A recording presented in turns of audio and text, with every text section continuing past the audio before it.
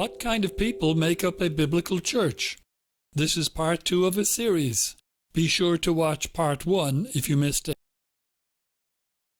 In part 1, we discovered that the original Greek word used for church in the Bible, that is, ecclesia, means a called-out group of people. A church in the Bible is always a visible group of people that assemble together in a specific location for a religious purpose. In the Bible, church is not a denomination, not the entire population of an area, not some kind of universal entity. These are all man-made additions. And obviously a church is not a building. By the way, there are 2 biblical terms for a universal entity, but neither are the word church. More on this in a later video. In this video, we will examine what the Bible teaches about the kind of people that should make up a church. To find out, let's make a quick trip to the ancient city of Corinth. Corinth is located in southwestern Greece. There's a great museum here, and this is the Temple of Apollo. This is Costas, our tour guide who works with Pilgrim Tours. Costas is a believer, and at every stop he opened his Bible, and we had a wonderful Bible study relevant to the location. That's the famous bema in the background.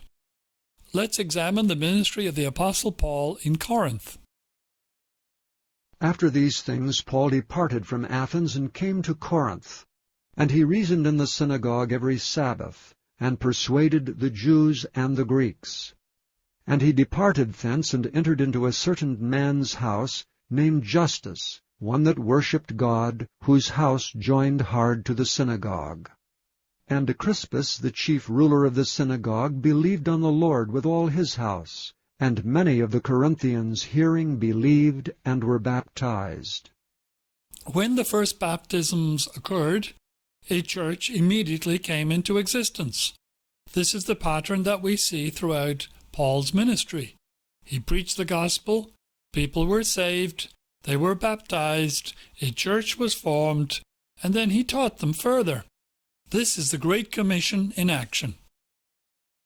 Go ye therefore and teach all nations, baptizing them in the name of the Father, and of the Son, and of the Holy Ghost, teaching them to observe all things whatsoever I have commanded you. So we see that the newly formed Corinthian church was composed of saved, baptized people. It could have been called Corinth Baptist Church. It's clear that in the New Testament times, baptisms took place fairly quickly after a person was saved. We have 2,000 years of error clouding the practice, so we need a little caution as baptism is much misunderstood today. In the next video, we'll deal with baptism in more detail, but we're not finished here yet. Following the establishment of the church at Corinth, Paul stayed in that city for 18 months to teach the new believers. After he left, Paul wrote 2 letters to instruct and encourage the Corinthian believers. In his first letter to the Corinthian church, Paul instructed them on how to deal with a serious sin situation within that church. For what have I to do to judge them also that are without? Do not ye judge them that are within? But them that are without God judgeth. Therefore put away from among yourselves that wicked person. Paul wrote of the existence of 2 groups of people with reference to the local church. These are insiders and outsiders. In a later video, we'll examine in detail the Bible's teaching regards church discipline. But let's finish this topic. So we see that there are insiders who would be church members in good standing, and also there are outsiders who would be unsaved people and believers who would be under discipline. Now, every true church welcomes to its services people who are seekers after truth. But such people need to respond to the gospel in order to really be part of the local church.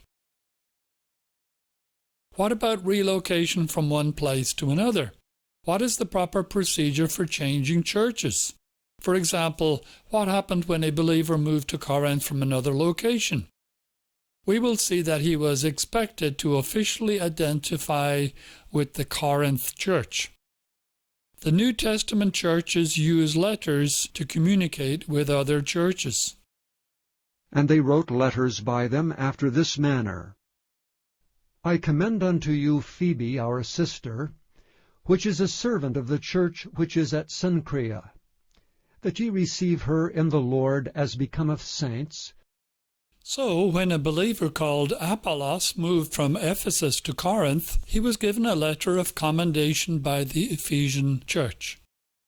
And when he was disposed to pass into Achaia, the brethren wrote, exhorting the disciples to receive him.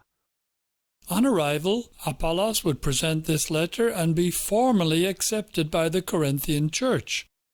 It was unthinkable that Apollos would simply attend indefinitely without officially committing himself to his new spiritual home.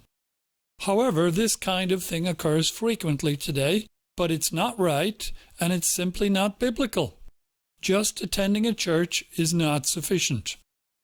When President Trump attended a service at International Church of Las Vegas, the pastor said to him, "You've been here 4 times, now you remember." I don't agree. Being there 400 times wouldn't make Trump a member.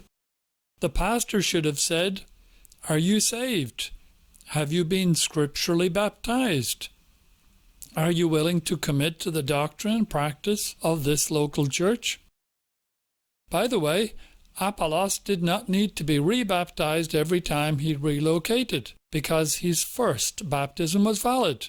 The same holds true today, unless there is a doubt over the previous baptism. The events at Corinth reveal a biblical progression, and we will see the very same progression everywhere Paul ministered.